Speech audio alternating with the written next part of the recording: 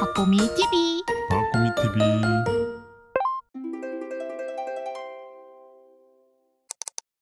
드디어 지역가입자다. 정말 처음 봤어요. 못 볼 만도 해요. 주변에 다 직장 가입자잖아요. 이모부 빼고 다 직장인인데 그렇죠. 근데 오랜만에 이모 만났을 때 이모 지역 가입자예요? 안 물어보니까. 이제 생각해보니까 이모부는 지역가입자구나. 이런 좋은 제도임에도 불구하고 투자자의 입장에서 건강보험료를 내는 것에 대한 부담을 느끼고 계산할 때 압도적으로 지역 가입자들의 고민과 부담과 이런 게 많아요. 저 진짜 이거 보면서 머리 잘 굴려야겠다 싶었는데요. 정확합니다. 가만히 있으면 그냥 집에 누워있다가는 큰일 나요. 지금까지 결론을 낼 수 있거든요. 직장 가입자는 일단 회사 열심히 다니고 따로 돈 벌었는데 1년 동안 번 거 더해봤더니 2천만 원 안 되면 신경 쓸 거 없고 그거 넘으면 넘는 만큼 7% 내가 내는구나 라고 생각하면 끝이에요. 그리고 그때그때 우편물이 날라온단 말이에요. 정산과 이런 게 될 테니까 그 스케줄에 맞게 뭔가 날라오면 그때부터 내기만 하면 전략이랄 게 딱히 없거든요. ISA를 쓰는 거 정도, 연금저축 IRP 쓰는 거 정도, 그런 거는 저희가 나중에 알려드릴 거고, 직장인들이 보험료를 줄이기 위해서 할 수 있는 액션은 그렇게 많지 않은 반면에 지역가입자는 완전히 다른 세상입니다. 똑똑해야 될 것 같아요. 진짜. 네, 사람마다 이거는 다른 답이 나올 것 같긴 해요. 일단 여기는 책정 기준도 완전히 다르고요. 내는 금액도 사람마다 완전히 달라요. 한번 배워보겠습니다. 지역가입자, 이름은 지역이니까 뭐지? 뭔가 약간 서브인 느낌일까? 라고 생각이 들지만 제가 볼 때 건보료에서 여기가 메인이에요. 진짜 이게 메인이에요. 네. 지역가입자는 직장이 아닌 가입자들 다 일컫는 말이에요. 지역가입자의 건강보험료는 어떻게 하냐면 점수를 냅니다. 그래서 더 어려워요. 봐봐요. 아까는 금액이었잖아요. 금액이니까 10만 원 이러면 10만 원? 20만 원? 오우 많이 비싸네. 20만 원? 너무 바로바로 체감이 되잖아요. 근데 여기서는 점수로 해가지고 점수 100점, 점수 만점, 그게 뭘 의미하는지 전혀 감이 없거든요. 그래서 계산기를 돌려보기 전에 우리가 파악하기가 어렵다는 것이 지역가입자의 건강보험료의 가장 큰 어려움입니다. 그러면 이 점수를 매긴 다음에 그 점수에다가 208.4점을 곱한 게 건강보험료예요. 그래서 저는 이걸 어떻게 표현하냐면 주로 208.4원이라고 그냥 생각해요. 어차피 이게 점수잖아요. 그러니까 이거는 몇 점인 거고 여기에다가 208원을 곱하는 거예요.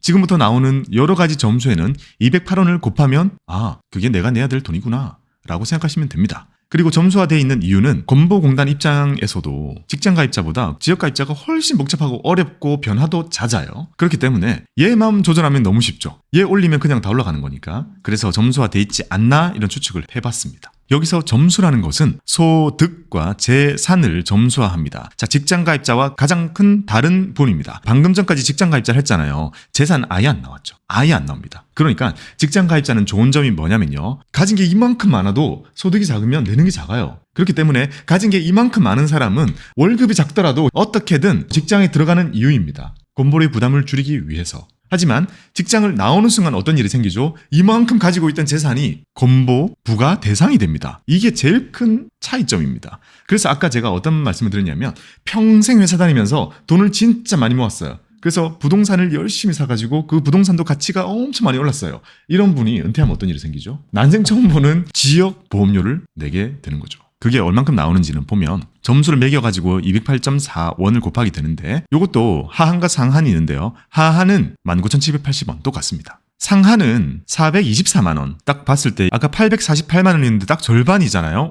왜 상한액이 절반일까라고 생각해보면 지역가입자들은 회사에서 절반을 안 내주죠. 혼자 다 내야 되니까 상한액 부분이 이렇게 절반이구나 라고 우리가 추측해볼 수 있을 것 같습니다. 자, 금융소득이 연 1,000만 원 이상 넘어가게 되면 금융소득 전액이 건보료 추가 납부 대상이 됩니다. 이게 뜻하는 건 금융소득이라고 하는 거는 이자 배당을 말합니다. 이자 배당을 연 1,000만 원 초과시, 연 1,000만 원이면 한 달 기준으로는 80몇만 원이잖아요. 한 달에 금융소득으로 80 얼마면 그렇게 큰 게 아니잖아요. 근데 그것만 넘어도 건보료 추가 납부 대상의 금액으로 다 포함이 됩니다. 자, 지역가입자에 대해서 정말 많은 논의와 고민이 있겠지만 지금 먼저 팁을 말씀드려 볼게요. 이자 배당이 한 달에 80 얼마면 얼마 안 되는데 건보료 부담이 그대로 늘어나겠구나 라고 생각을 할 수 있죠. 이거를 안 내게 되는 방법은 절세 계좌를 쓰는 방법밖에 없습니다. 절세 계좌. 여기 아예 포함이 안 되려면 그런 말들을 붙어 있는 걸 써야 돼요. 비과세 이런 것들을 써줘야 됩니다. 지역가입자의 건강보험료가 계산이 돼서 나오게 되면 그건 본인이 전부 다 내야 됩니다. 나눠 내줄 회사는 없으니까요. 일단 여기서 말하는 건 지역가입자들도 다양한 소득들이 있을 텐데 그리고 재산까지 이제 합쳐야 되는데 그들을 점수화하는 과정에서 이렇게 2배, 4근, 연기 요런 소득들은 정률, 그러니까 비율로 점수화를 하게 되고 여기 있는 재산은 점수표가 있어가지고 거기에 맞게 점수화를 시킨 다음에 거기에다가 208원을 곱한다 라고 이렇게 기억을 하시면 됩니다. 먼저 소득을 점수로 산정을 해보겠습니다. 소득은 2배사근 연기 우리가 종합소득세 내는 것처럼 이것도 다 합쳐가지고 점수를 곱하겠다 이렇게 돼 있는 겁니다. 그래서 정률이라고 보는 거고 이렇게 하면 좋은 점 중에 또 하나는요. 우리가 이미 종합소득세 신고할 때 이렇게 신고를 하잖아요. 그러면 신고된 금액이 딱 정해지면 건보공단에서는 거기에다 퍼센트만 딱 해버리면 바로 나오게 되는 거죠. 그래서 어찌 보면 소득이라는 것은 검증을 해야 되거나 그럴 필요가 없죠. 우리가 신고하는 게 이미 있기 때문에 거기 종합소득 신고하는 그 금액에다가 그대로 퍼센트를 매기게 됩니다. 다만 할인해 주는 거는 2배사기 요거는 100% 하되 근로소득과 연금소득은 또 50%를 이렇게 빼주는 거를 해주고 있고요. 그 계산식은요 이렇게 돼 있는데 이 계산식을 외우거나 할 필요는 사실 없어요. 여기 보면 소득금액 이거 다 합친 거잖아요. 그냥 다 합친 걸 가지고 와가지고 336만 원부터 그러니까 이것보다 작게 벌면 336만 원을 번 걸로 우리는 아까 19,780원을 내는 거였으니까 336만 원부터 7억 1,700만 원까지는 점수화를 시키는 공식이 95점 몇 점에다가 이런 336만 원을 초과하는 금액에다가 이런 개수 2,835라는 거를 곱해가지고 점수를 매깁니다. 자, 제가 내린 결론 이거는 계산기 쓰라는 거예요. 우리가 계산하라는 게 아니라 그러니까 이걸 보고 뭔가 직관적으로 계산을 전혀 하지 말라는 거고 건보공단에서 만들어 놓은 건보료 계산기를 쓰라는 겁니다. 이거 계산 저희가 아까 해봤거든요. 그 계산을 하면서도 이거 그냥 넣는 게 낫겠는데 우리가 계산을 해본 이유는 계산 과정에서 뭔가 인사이트가 있을 줄 알았어요. 없어요. 아무것도 없어요. 그야말로 모든 거 그냥 나와 있는 개수입니다. 개수. 이거는 그 수치를 뽑아내기 위한 수치들이기 때문에 계산을 수동으로 해봐도 아무것도 배울 수 있는 건 없어요. 그래서 누군가가 돈을 번다 이러면 여기다가 그대로 계산을 하거나 아니면 계산식에다 그냥 넣어서 나오는 금액에다가 208원을 곱해가지고 그만큼 낸다. 라고 보시면 됩니다. 자, 이번에는 소득이 아니라 재산입니다. 재산을 가진 사람들은 어떻게 산정이 될까? 재산의 범위는요. 주택, 건물, 토지, 선박, 항공기, 전월세. 항공기 껴있는 거 항상 좀 웃겨요. 분명히 있는 사람이 있으니까 항상 들어있는 것 같은데 볼 때마다 좀 웃겨요. 선박. 선박은 그래도 좀 작은 거라도 있잖아요. 그러니까 어촌에 가면 선박은 볼 수 있어. 항공기 작은 게 우리나라에 그렇게 많나? 아, 그럴 수도 있겠다. 어디 경비행기도 있겠죠? 아무튼 참 와닿지가 않아요, 이게. 제가 PB일이나 이렇게 투자업계에 있으면서 고객들을 많이 만났잖아요. 고객 중에서도 요것 때문에 뭔가 더 내는 거를 본 적이 없어가지고요. 아무튼 주택, 건물, 토지, 선박, 항공기, 전월세 이게 재산으로 분류가 되는 것들입니다. 특이한 것은 올해 2월부터 바뀐 게 있습니다. 자동차가 빠졌습니다. 근데 사실 전 건보료를 몰랐기 때문에 바뀐지도 몰랐어요. 2월에 바뀌었습니다. 기사를 보니까 2월에 없어졌더라고요. 그동안은 자동차를 참 많이 따질 수밖에 없었죠. 그 자동차의 기준이 이제 4천만 원이었거든요. 그 감가된 거 기준으로 해서 4천이었을 거예요. 그렇게 하다 보면 건보료가 오르지 않는 자동차에 맞춰서 사는 것이 지역가입자들의 생활 습관이었던 거죠. 지금은 이제 그런 거 없으니까 지역가입자들이 차 고를 때는 그냥 편하게 고를 것 같네요. 이런 재산들은요. 일단 1억 빼줍니다. 그 다음에 건물, 토지, 선박, 항공기 이런 거는 그대로 100% 합치게 되는데 전월세는 30%만 이렇게 합쳐준다고 합니다. 주거에 대한 거는 그대로 넣어버리면 너무 커져버릴 수 있으니까 30%만 이렇게 더해서 계산을 해줍니다. 그러면 이런 재산들은 싹 다 합쳐가지고 여기 보면 450만 원 이하는 점수 22점 그리고 재산 금액이 7억 7천 넘어가게 되면 최고 점수인 2341점이 끝입니다. 상단이에요. 근데 잘 보면 재산을 기준으로 했을 때 전체 다 더한 게 7.7억 원이거든요. 이게 뜻하는 것은 재산이 더 많아진다고 해도 건보료가 올라가지는 않는다는 거예요. 그러면 앞으로 돌아와서 소득을 봤을 때 소득은 7억 1천을 초과하게 되면 일단 최고 점수를 받게 되는데 최고 점수가 2348점이에요. 재산으로는 2300점 고작인데 소득은 계속 올라가다가 최대한 올라갔을 때 2300점까지 가게 되잖아요. 여기에다가 아까 했던 208.4원을 곱하게 되는 거잖아요. 그래서 소득으로 인해서 올라가게 되는 지역가입자의 건강보험료가 정말 크고요. 재산은 생각보다 크지 않다라고 일단 볼 수가 있는 거죠. 다 합쳐지는 거니까 비중의 차이는 소득에 훨씬 많이 몰려있다라고 볼 수 있겠습니다. 자, 지역가입자의 건강보험료, 재산을 기준으로 들어가다 보니까 재산에 대한 부담을 느끼시는 분들이 참 많잖아요. 그래서 주택에 대한 금융부채가 있을 경우에 이게 억울한 거죠. 아니, 집값만 비싸게 책정돼 있는 거지. 빚이 이렇게 많은데 여기에 대해서 그대로 점수를 매기게 되면 부담이 커지는 거잖아요. 그래서 금융부채가 있는 그만큼을 공제해주는 제도가 또 있습니다. 1세대 1주택자일 경우에는 대출 잔액의 44%, 최대한 5천만 원 정도까지 이렇게 공제를 해주고 그 다음에 그다음에 무주택자의 경우에는 대출 잔액의 30% 정도 전월세 평가금 기준으로 이건 전월세에 들어가기 위해서 보증금을 받았을 때 그 돈도 내가 가지고 있는 금융자산이지만 부채가 상당히 많이 있잖아요. 그거는 1억 8천 이하의 경우에 상한 없이 이렇게 공제를 해줍니다. 요거는 신청을 꼭 따로 해줘야 되니까 그러니까 건보공단에서는 우리가 어떻게 사는지 대해서 알지 못해요. 알지 못하지만 우리가 여기에 해당이 된다면 요거는 또 신청을 해줘야 되는 거예요. 꼭 잘 챙겨주시기 바랍니다. 왜냐하면 내가 지역가입자인데 1주택자나 무주택자인데 내가 가지고 있는 부동산이 있어가지고 그 부동산 때문에 지역가입자 건강보험료가 올라가 있는데 그게 대출을 많이 끼고 있는 거라면 여기에 해당이 되는지 보고 제출을 하면 이제 부담을 덜을 수 있겠죠. 이게 세상에 참 많은 게요. 특히 금융의 영역에서는 찾아오는 사람들만 받을 수 있는 혜택이 너무 많습니다. 우리 잘 알잖아요. 그러니까 이것도 분명히 해당되시는 분들 있을 거니까 잘 챙기시기 바랍니다. 자, 이렇게 건강보험료를 정리를 해보겠습니다. 건강보험료라는 것은 보수월액, 소득월액 이렇게 두 개는 직장가입자가 내고 점수에다가 208원 곱하는 거 이거는 지역가입자가 내게 됩니다. 보수월액에는 3.545 반은 회사가 내주니까요. 하지만 소득월액은 내가 혼자 다 내니까 7.09가 됩니다. 마지막으로 여기에다가요 더하기 장기요양보험료라는 정말 어려운 이름의 보험료가 하나 더 붙게 되는데 이거 신경 쓸 필요 크게 없어요. 왜냐하면 공식 자체가요 건강보험료가 완성이 되면 그걸 가지고 와서 거기에 요만큼을 더 붙이는 형태의 책정 개념을 가지고 있습니다. 그래서 항상 그냥 요만큼은 한 1% 정도 더 오른다. 이게 소득월액은 한 1% 정도 더 오르고 보수월액은 한 0.5 정도 오른다. 그런 정도로 생각을 해 주시면 됩니다. 어차피 우리가 명세서를 통해서 확인할 수 있는 부분이니까요. 이걸 알아두셔야 그래도 생각보다 더 많이 나왔는데 라고 놀라시지 않을 테니까요. 이게 항상 이렇게 품고 있는 형태로 계산이 된다 라고 보시면 됩니다. 마치 그거랑 비슷하죠. 15.4 이자 소득세 15.4 여기서 14%가 이자 소득세예요. 또는 배당 소득세예요. 하지만 우리가 실제로 내는 거는 15.4죠. 왜냐하면 1.4 맞습니다. 항상 우리가 내는 세금의 10%만큼을 지방소득세로 가산을 하거든요. 그러면 14%일 경우에는 최종적으로는 1.4%가 가산이 되어가지고 우리 눈에 보이는 15.4%가 실제로 내는 세금이 되게 되는 거죠. 그래서 옛날에 그런 것도 있었죠. 우리가 연말정산 받을 때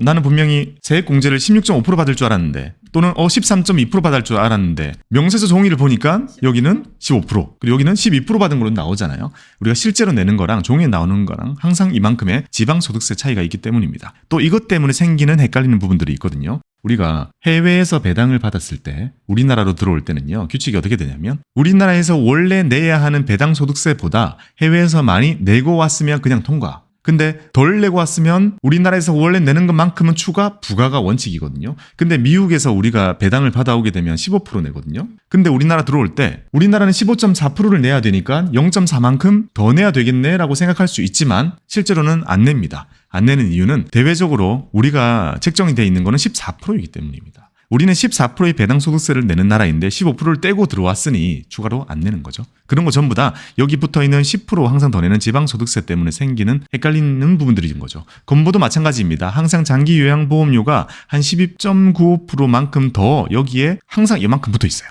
항상 이만큼 더 붙어 있단 말이에요. 근데 중요한 건 조금씩 오르더라고요. 요율이. 네. 요율이 막 계속 올라요. 그런 것들이 있다는 거 우리가 체크하고 가면 좋겠죠. 이제는 이런 수치들을 우리가 하도 많이 봤으니까 앞으로 변하는 수치들을 느낄 수 있겠죠. 제가 재작년에 찍은 건강보험료 영상에 보니까 이 요율 자체가 6점 몇이더라고요. 시간이 지날수록 모든 거는 오릅니다. 모든 건 오릅니다. 제가 엊그제 안동국시 너무 좋아해가지고 안동국시 먹었는데 안동국시가 뭐예요? 국수인데요. 안동 스타일 국수. 서울에서 인기 되게 많아요. 안동국시 가가지고 두 명이서 하나씩 먹고 조금 곁다리 먹었더니 58,000원인가 나오더라고요. 그래서 세상 물가가 많이 올랐구나.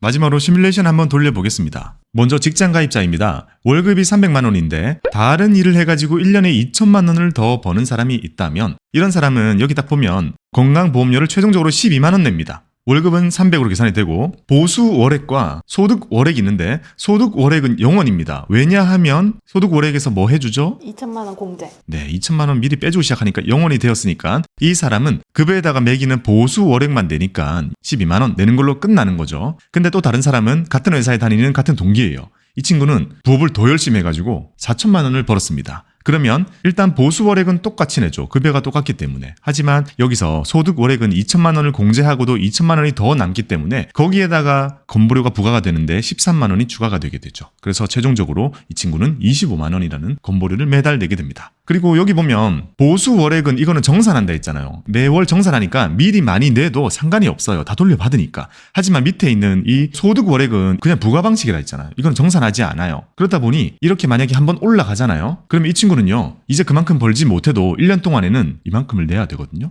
그런 분이 혹시 계시다면 중간에 건보공단에다가 알리면 됩니다. 소득이 낮아졌다는 것을 얘기를 하면 다시 낮춰주는 조정을 해줍니다. 그걸 빨리 받아야 되는 이유는 당연히 건보공단에서는 지금 어떻게 벌고 있는지는 알 수 없기 때문에 정해진 대로 계속 부과가 되기 때문이죠. 그래서 소득이 낮아졌다는 신고 이런 별도의 서비스들이 있어요. 제가 그거 해봐서 알아요. 그 다음은 직장 가입자 중에서 월급에 300만 원인데요. 와 이건 뭐 대박 났네요. 와 투자 대박. 혹시 깻님 얘기 아니에요? 깻님 집에 가보면 우편함에 막 소득 월액 신고서 다 꽂혀 있는 거 아니에요? 그거 보면 기뻐야 돼요? 슬퍼야 돼요? 당연히 기뻐야죠. 기쁜데 슬퍼야 돼요. 그 알죠? 웃으면서 하고 우는 그런 상태가 되죠. 와 내가 진짜 많이 벌었나 보다 하면서 기쁜데 그 금액을 보고 이제 눈물을 흘리게 되겠죠.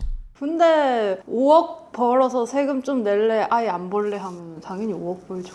그거는 매우 얕은 생각입니다. 저도 옛날에 그런 생각 참 많이 했었거든요. 부자들이 어떠한 특정 투자를 했을 때 예를 들어 뭐 세금이 20%다. 야 그럼 80% 남잖아. 버는 게 커지면 그거 그렇게 부담이 될까? 라고 생각을 참 많이 했었는데 실제로 내는 사람을 보고 실제로 그 금액을 보고 하다 보면 진짜 부담 커요. 깻님 얘기일 것 같아요. 요거 자 월급은 300만 원인데 보수 외 소득이 5억 원입니다. 이거는 저 몰래 회사를 하나 차렸거나 아니면 투자가 대박난 케이스 등이 있겠죠. 이때 얼마나 나오는지 한번 보겠습니다. 보수 월액은 300만 원을 기준으로 12만 원 똑같습니다. 앞에 나온 사람이랑 계속 똑같아요. 월급 300만 원인 사람은 보수 월액을 12만 원 냅니다. 왜냐면 회사가 또 절반까지 내주니까요. 근데 여기 보면 소득 월액은 요거는 따로 건보공단에서 이 사람이 5억이나 벌었네 해가지고 이렇게 보내주는데 한 달에 320만 원이 추가로 나오게 됩니다. 그래서 총 332만 원이라는 건보료를 1년 동안 쭉 내시면 됩니다. 한 달에 332만 원. 자, 이번에는요, 지역가입자입니다. 지역가입자는 저마다 정말 편차가 정말 크겠죠. 종류도 정말 다양할 거고요. 그래서 2천, 3천, 4천, 5천 버는 사람을 기준으로 해봤습니다. 어차피 이거의 원천은 크게 중요하지 않아요.